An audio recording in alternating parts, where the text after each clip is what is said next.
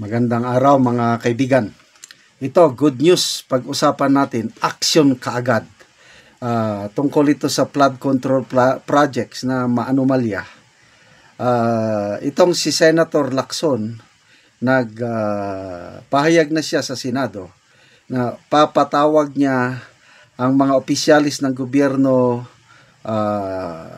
specific na lugar, pinangalanan niya na Oriental Mindoro, na kung saan isang maliit na barangay napunduhan ng 1.9 billion pesos ang kanilang flood control project.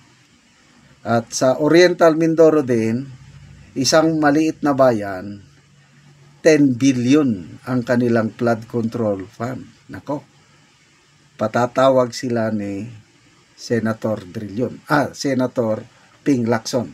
Pakinggan natin itong balitang ito ng DCRH, Deo Macalma. Ang latest ba sa Senado? Ang latest sa Senado, may pagpapaliwanagin yung mga opisyal na naglaan ng bilyones sa flood control projects. Lakay. Eto na. Pagpapaliwanagin daw yan ni Senator Ping Lacson. Detalye balita mo, Arch. Patawag sa Senado ang mga yan. At saka nagtatabo ng refrigerator sa Pasa Estero. Ha? Alamin nga natin ang update mula sa Senado. RH28, Raymond Adpas. Lakay, Raymond. Elaine, Mayor, pagpapaliwanagin ang mga opisyal ng gobyerno na naglaan ang bilyones na pondo para sa mga flood control projects sa 2025 national budget. Ito ang deklarasyon ni Senator Ping Lacson na kasabay nitong matinding pagbaha na ating naranasan sa ngayon. Dahil dito ay naabisuhan na yung mga opisyal na sangkot dito. Kailangan daw magpresenta ang mga ito ng mga datos at pag-aaral na pinagbatayan kung bakit napakalaking pondo ang inilaan sa isang lugar. Binanggit ang isang maliit na barangay sa Oriental Mindoro na pinaglaanan ng 1.9 billion pesos na flood control project. Saan yan? Take to nga, Raymond, saang lugar yan? 1.9 billion, saang lugar yan? Isang maliit daw na barangay sa Oriental Mindoro. Grabe naman. Isang maliit na barangay, 1.9 Isang maliit na barangay, billion? 1.9 billion? Sko. Ano yun? At maliban dyan, meron din daw isang bayan dyan din sa Oriental Mindoro na 10 billion naman ang inilaan. 10 billion flood control project sa probinsya. Grabe naman yun. Yun yung pinabanggit ni Senator Ping, Mayor at Sister El, ang pagkakabanggit na niya yung mga ganitong klase daw ng mga proyekto, ang nag-uusap sa mga ganito yung contractor at saka congressman. Kung minsan naman, yung congressman, kausap niya yung sarili niya dahil siya din yung contractor. Ayos. Ang tawag doon, sariling sikap. Walang tapon. Ang laki naman nakita. Ayaw man lang makurutan. Grabe naman yun. Ang sisiba naman ng mga yan. Pero ang tanong, Raymond, paano kung si Congressman ang may project tapos siya ang kontraktor? Pwede ba ipatawag ni Senator Ping sa Senado yan? Ayun siguro yung kanilang titignan, Mayor, kung paano yung proseso nito. Parang ang pagkakasabi talaga kasi dito is kailangan kung hindi nila maipaliwanag. Dahil ang problema daw dito, Mayor, kung minsan ang laki-laki nung inilalaan sa isang bayan, hindi daw alam ng mga line agency. Kung na lang malaman nila dahil ito ay mga congressional insertion. Yun ang nangyayari dito, Mayor.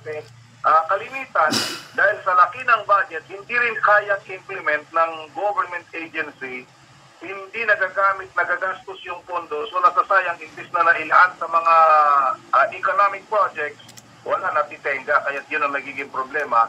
Lalong-lalo na pag mga ganitong sobrang laki na inilalaan sa mga bayan at mga barangay ngayon. Walang ayan. Sana marami pang Ping Lacson sa Senado at sa Kamara. Sana meron din sa Kongreso. Ayan. Yan ang conscience ng Senate. Ayan, kailangan natin ang katulad ni Ping Lacson. Yan siguro, dapat doon, Mayor, dahil yun nga, yung mga kwentong may mga kongresista na bumibili ng proyekto ng kanilang kapwa-kongresista. Yun, siguro dapat kasama sa tingnan nito. Dahil lalong-lalo na in terms of yung mga naglalaki ang mga pondong ganyan ay napakatindi yung epekto, lalo na dito sa kinakaharap nating problema ngayon ng pagbaha. Dahil kaya tinawag nila ni Senator Tito Soto yung 2025 national budget na mangled beyond recognition. Ito si RH28, Raymond Advance para sa DZRH, una sa Pilipinas, una sa Pilipinas. Okay, yun na. Mangled beyond recognition. In short, tinangay ng baha. Ay, salamat kay Senator Ping Lacson. Kahit hindi ko yan binoto dahil sumama siya sa alyansa at salamat nanalo pa rin. Bilib ako sa kanyang krusada laban sa korupsyon. Kaya maghumanda na kayo, mga opisyalis sa gobyerno na nagsingit-singit, yung mga tinawag ng Pangulo na mahiya naman kayo. Tapos sila pang pumalakpak. Mga manhid, sabi ni Mayor Magalong, humanda na kayo kay Senator Ping Lacson. Maasahan natin talaga ito, may mangyari.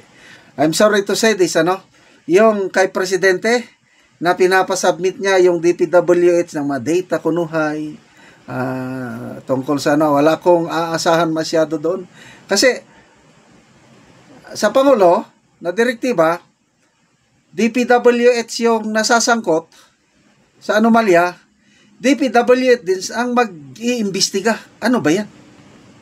So, dito tayo aasa sa Senado, Senator Ping Lacson, at saka yung Blue Ribbon Committee ni Senator Marcoleta, merong mangyayari yan, mabubulgar ang kanilang mga kapalpakang ginawa, at sana maibsan na ang paghihirap ng taong bayan nang dahil sa baha na yan.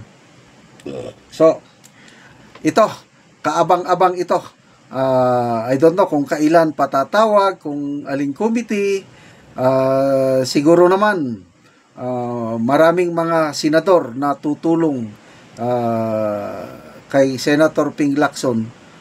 Public Works siguro, si Senator Villar, makipag-tie up ni Ping Lacson para maimbestigahan na.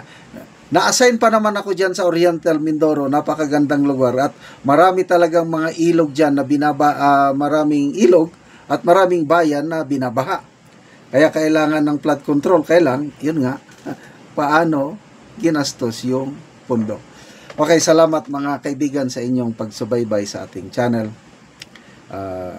Nakakatulong kayo ng malaki sa tribong Talaandig ng Bukidnon dahil ang sweldo natin sa channel na ito is pantulong sa tribo.